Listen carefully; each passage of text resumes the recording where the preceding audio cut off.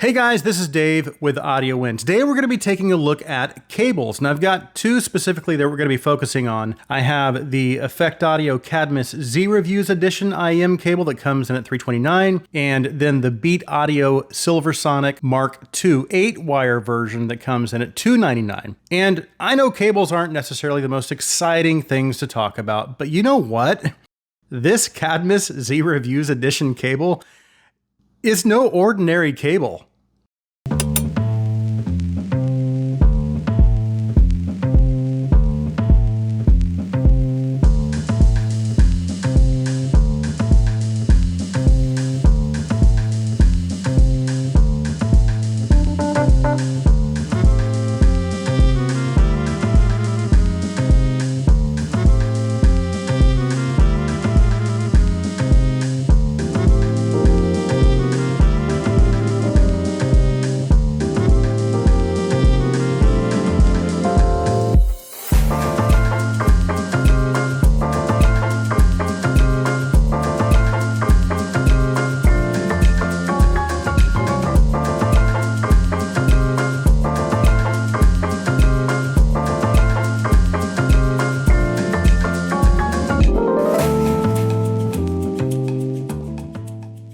Now, as far as what you get in the box, of course, we have the cable itself. It also comes with a carrying case and a cable strap that doubles as a case strap as well. And then they include a pair of interchangeable 0.78 millimeter 2-pin plugs and a pair of MMCX plugs. Now, just to clarify, you do have to choose whether you want a 3.5, 4.4, or 2.5 termination at checkout. And I'm pretty sure you can bundle all three of them together for some extra cost at checkout as well if you just want all of the options. And then finally, they include a small tool used to unscrew the Connex connectors. So I know I've talked about where I stand on whether or not cables can improve sound quality, but from my experience, cables only affect the sound of headphones or IEMs under very specific conditions. For example, if you have an extremely low impedance headphone, then there is the potential for it to affect the sound. And the fact of the matter is, those conditions rarely occur, and they definitely were not the conditions under which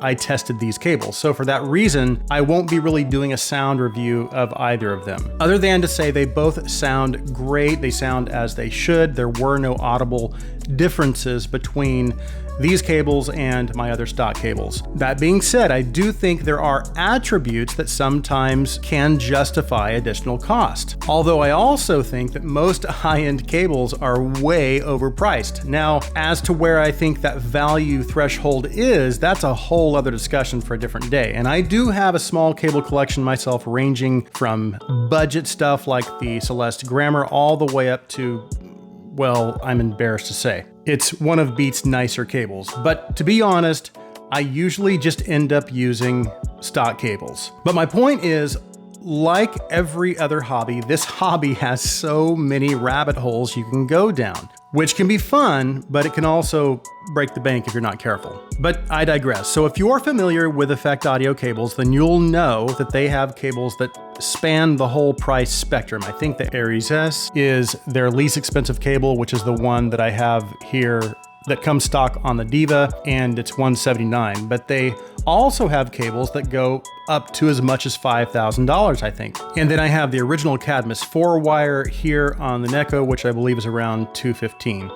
So what about the Effect Audio Cadmus Z Review cable? Well, let's talk about its design, construction, and build quality first, and then I want to talk about its features. So first, you should know that it is limited to 300 pieces, so if you want one, you'll probably need to jump on it pretty quickly. Now, of course, Effect Audio has the regular version of the Cadmus cable that this is based off of, which again I have right here on the Neko. The difference being the original version is available both in a 4-wire and an 8-wire configuration and does not include the Termex system, but it does include the Connex system. And of course, the color scheme is different as well. This has the purple hardware, while the original has the light blue. So with the Z Reviews limited edition, you get the upgraded 8-wire version plus both the the Termex and Connex systems for $329. As far as the cable construction itself, it's constructed using UP OCC silver-plated copper lit wire that is insulated in an EA Ultra Flexi jacketing. And again, this is the 8-wire version. And the hardware is also crafted really well. The splitter, Termex, and Connex connectors are made of machined metal, probably an alloy, so it's not too heavy, but definitely feels robust and just, again, generally very well crafted. The Ultra Flexi insulation doesn't have a lot of memory either, and it's also nice and smooth, which means it sits comfortably on the skin. It never becomes irritating, but it's also easy to manage, so it's easy to roll up and untangle. However, this being the 8-wire version means it does have some heft and thickness to it, so it could potentially make for kind of a tight squeeze depending on the case size. I've been using it on my Andromeda 2020s, and the case is a little on the smaller side. Plus, I do keep the IEMs in their IEM pouches, which takes up even more space. So this is definitely a tight fit when I'm trying to fit this in the Andromeda case. That being said, I love the pairing, and I love the aesthetics of the pairing as well with the green and the purple. So let's talk about the design. Now, I could not help but notice how close this purple was to the purple on the Hibby R6 Pro 2. And I'm not usually one to gravitate to things with a purple aesthetic. However, I am absolutely loving this pairing, and I will absolutely go anywhere with this. And then when combined with the emerald green color of the Andromedas, I don't know, I just love it. I just really dig it. So there really is a lot to love about this cable. And for some of you, maybe the idea of spending over $300 on a cable is just ludicrous. But hey, at least it's not $3,000. But here's the thing, I can't tell you whether it's a good purchase for you. All I can say is that based on my experience with cables, that when you take all of these cables' attributes into consideration, so the design, craftsmanship, and the overall build quality, its manageability, its ease of use, its functionality and versatility with the Connex and Termex system, $329 does not seem like an unreasonable price to me. Okay, let's go ahead and move on to our next product, which is the Beat Audio Silversonic Mark II IEM cable. And I think this might actually help to give a little perspective in regards to the Cadmus Z-Reviews cable as far as its value and whether or not it's worth its price. So the Beat Audio Silversonic is what some would consider to be a higher end entry level upgrade cable. So while it's not in the multi-thousands of dollars price stratosphere, it is still a few $100, which for a lot of consumers is still a lot of money. And like Effect Audio, Beat Audio makes entry-level cables starting at $199, which that would be the 4-wire version of this cable. And then their higher-end cables range from about $1,400 up to as much as $3,000. The Billow Mark II 8-wire being their flagship cable. So let's talk about the Silversonic Mark II. Now, as far as what's included in the box, it's just the cable and some product information, and that's it. Now, this is the 2-pin version with the 4.4 balanced termination, but they do also have a 3.5 or 2.5 option that you can choose. Also, you can get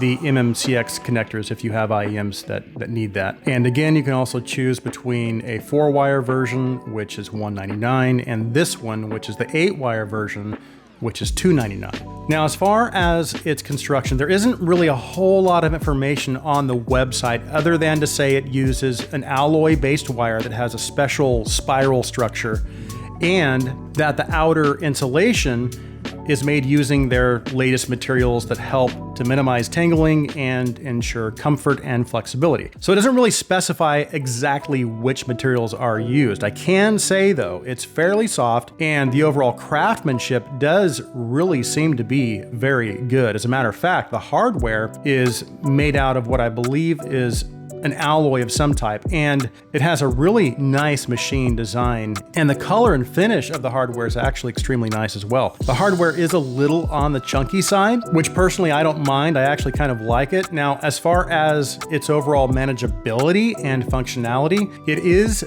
fairly easy to roll up and store. Of course, this being the 8-wire version, it is a little on the thicker side, so it will take up a little more space in the IEM case. It's also pretty soft, although there are softer cables out there for sure. It's definitely not what I would consider stiff though. Again, it's easy enough to roll up and it doesn't get too out of control.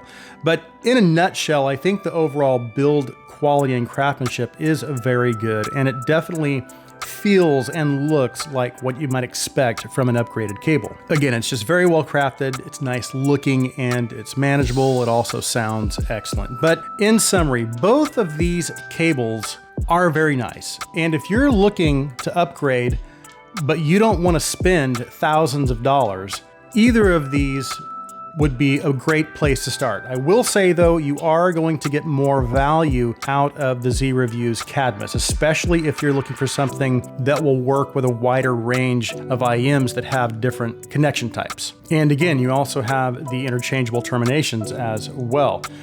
But again, just bear in mind, they've only got 300 of these, so if you want one, you gotta move pretty quickly. I'll make sure and leave the links in the description for both of these. So that concludes my reviews of the Effect Audio Z-Review's Cadmus and the Beat Audio Silversonic Mark II. Thank you guys so much for taking the time to watch. If you like my content, please take a second and hit that subscribe button. Also, if you would please like this video, please share this video. I hope you guys have an awesome day.